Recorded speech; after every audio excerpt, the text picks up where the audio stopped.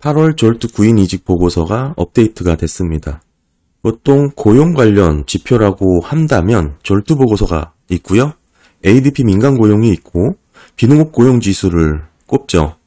ADP 민간 고용이야 워낙에 변동성이 있는 것이기 때문에 어느 정도 단순 시스템적으로 집계하는 방식이기 때문에 감안해서 봐야 되는 것을 잘 알고 있죠. 그에 비해 졸트 보고서 같은 경우는 설문조사 방식이긴 합니다만 어찌됐든 기업들의 구인 건수에 대한 집계라는 측면에서 어느 정도 의미 있게 시장은 들여다보는 보고서이긴 합니다.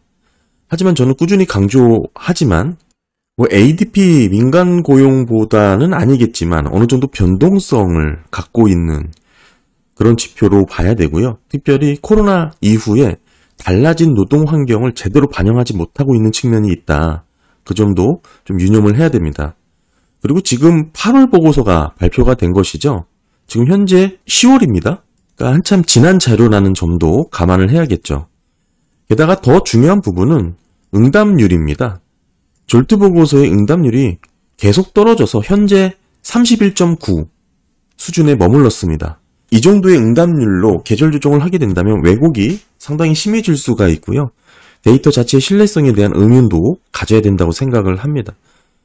대체적으로 60%가 넘으면서 70% 부근에 위치했던 응답률이 코로나 기간을 거치면서 현저히 떨어졌습니다. 현재는 32%, 31.9%에 머물고 있습니다. 네, 8월 졸트 보고서의 구인 건수는 961만 건으로 최종 집계가 됐습니다. 961만 건이죠. 지금 보시면 예측치가 880만이었는데 상회를 한 것이고 전달인 7월 892만 건보다도 크게 오른 모습입니다. 한마디로 반등하는 모습이 나온 거고요. 끝부분 보시면 이게 오른 모습이 나왔죠. 여전히 고점을 찍고 떨어지고 있긴 하지만 역사적으로 볼 때 매우 높은 수준을 유지를 하고 있습니다. 이런 빈 일자리를 보면서 결국에는 시장은 충격을 완화해 줄 수 있는 범퍼 역할을 할 것이다라고 주장을 하긴 하지만 저는 여전히 왜곡된 지표일 가능성에 대해서 상당히 강조를 해서 말씀을 드리고 있습니다. 이번 구인 이직 보고서는 구인 건수는 증가를 했지만 채용과 퇴직의 변화는 딱히 없었습니다. 보시면 69만 건 정도가 증가했음에도 불구하고 실질 채용 측면에서는 아무런 변화가 없었다는 것이 핵심인데요. 고용 건수가 늘어나도 실제 채용 건수가 늘어나지 않는다면 아무런 경제적 효용이 없습니다. 구인 건수가 늘어났다는 것 자체로 심리적인 안정감을 얻을 수 있겠지만 그 자체의 데이터가 아까도 말씀드렸다시피 응답률이 31.9%에 해당하는 아주 낮은 응답률이라는 것을 기억을 해야 될 것 같고요. 그리고 그렇게 늘어난 구인 건수 자체가 보시는 것처럼 추세는 천천히 계속적으로 하락을 하고 있습니다. 민간 채용 공고 인디드의 지수랑 살펴보시면 사실상 졸트 보고서는 변동성을 가질 뿐이지 큰 추세를 벗어나서 반등하는 모습은 아닌 것으로 확인이 되죠. 3개월 평균으로 보게 되면 꾸준히 흐르는 모습을 볼 수가 있고 따라서 지금의 8월 채용 공고의 급증은 큰 이슈도 아니고 큰 문제도 아닙니다. 여전히 7월에 비해서 미달된 부분, 8월 초는 초과되고 이런 변동성을 보이면서 천천히 하락하고 있는 추세는 이어지고 있는 겁니다. 구인 건수가 늘었지만 구인 건수당 실업자 수치는 7월하고 동일합니다. 7월 0.7, 8월 0.7로 집계가 됐고요. 세부적으로 따져보면 소폭 늘어나긴 했습니다. 0.659에서 0.691로 증가를 했죠. 요게 좀 헷갈리신 분들은 요걸 많이 보시죠. 실업자 1명당 구인 건수 1.51개 동일하게 집계가 됐습니다만 구인 건수가 늘어났음에도 왜 동일하냐? 원인은 간단하죠. 실업자가 더 늘어났기 때문에 그렇습니다. 실업자가 늘면서 구인 건수가 늘어나니까 전달과 동일한 실업자 1명당 구인 건수당 실업자 이게 집계가 되는 거겠죠. 이거는 실업자 나누기 구인 건수 할 거냐, 구인 건수 나누기 실업자 할 거냐 그 차이입니다. 채용에는 변함이 없습니다. 그리고 퇴직에도 변함이 없죠. 퇴직은 조금 더 뜯어봐서 살펴봐야 됩니다. 퇴직자는 567만 6천 명입니다. 근데 여기에는 자발적 퇴직자와 비자발적 퇴직자가 모두 포함되어 있기 때문에 구분해서 살펴봐야 되겠죠. 지금 이직이라고 볼 수 있는 자발적인 퇴직자입니다. 363만 8천 건, 사실상 큰 변화가 없고요. 해고라고 볼 수 있는 비자발적인 퇴직자죠. 지금 168만 건으로 전달하고 거의 유사합니다. 그리고 나머지 기타 퇴직의 부분도 특별한 변화를 보이고 있지는 않고요. 전반적으로 퇴직도 해고, 이직 포함해가지고 자발적, 비자발적 모두 큰 변화가 없었습니다. 따라서 이번 졸트 보고서는 구인 건수만 늘어났고 채용과 퇴직의 변화가 없었다라는 게 핵심입니다. 특히 자발적 퇴직자라고 볼 수 있는 이 이직에 대한 부분이 중요한데요. 전달하고 똑같은 2.3%의 퇴직률을 보였습니다. 점차 낮아지고 있는 것을 보면 이직에 대한 자신감이 떨어지고 있다라고 해석을 할 수가 있는 것이죠. 따라서 헤드라인 숫자, 고용 건수가 961만 건으로 집계됐다는 것만 보고 여전히 노동시장이 강하다라고 해석하는 것은 상당히 거리감이 있다고 보여지고요.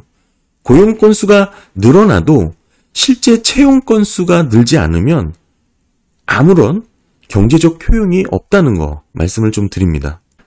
그리고 이직하려는 건수가 지금 변화가 없습니다. 오히려 감소하고 둔화하고 있죠.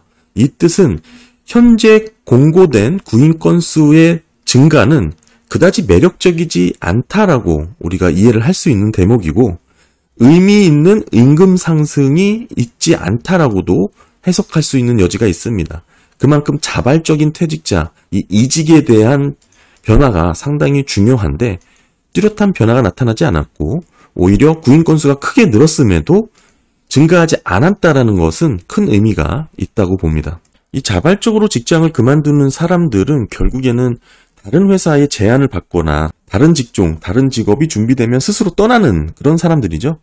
이런 퇴직자가 감소하고 큰 변화 없이 줄어들고 있다는 것은 결국 더 나은 일자리를 찾는 게 어려워졌다라는 뜻이 됩니다. 직접 기업이 직원들을 해고하는 이런 부분도 1.1% 여전히 낮은 수준을 유지를 하고 있고요. 큰 변화가 있다고 보기는 어렵습니다. 채용 건수, 고용 인원은 늘지 않았습니다.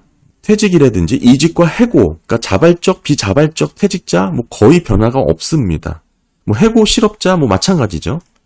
그러니까 특정 섹터에 집중된 구인 건수의 증가로 이번 졸트 보고서는 해석이 되는데요.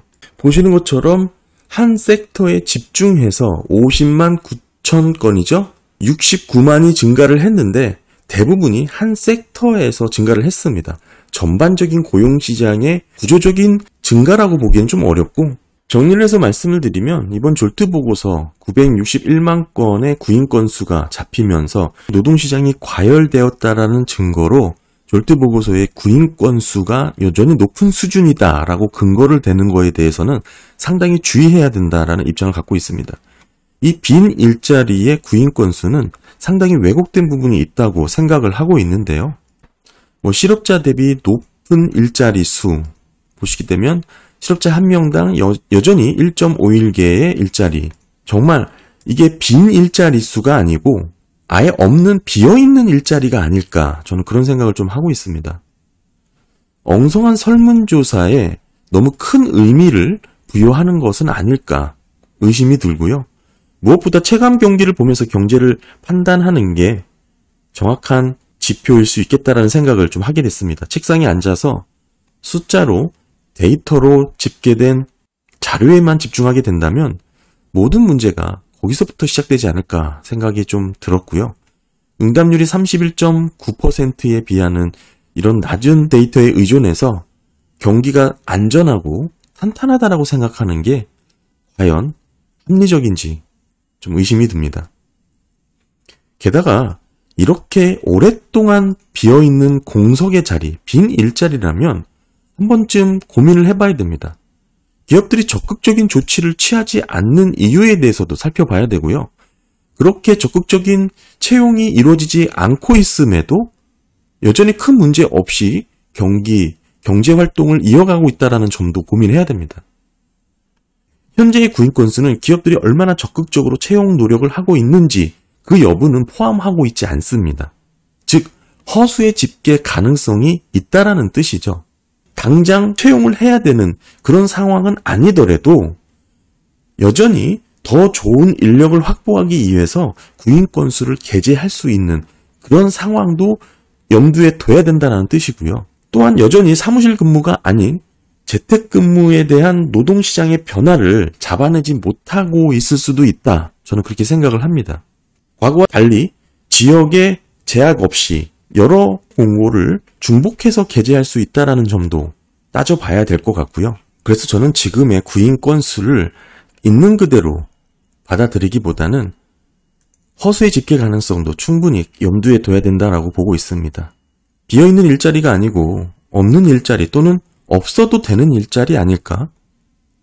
코로나 직전에 500만 건의 일자리가 코로나를 거치면서 2배 이상 늘어났다는 게 납득이 되지 않죠? 빠르게 증가했다면 빠르게 사라질 수 있는 신기루와 같은 숫자일 수 있다는 생각을 하게 됐습니다.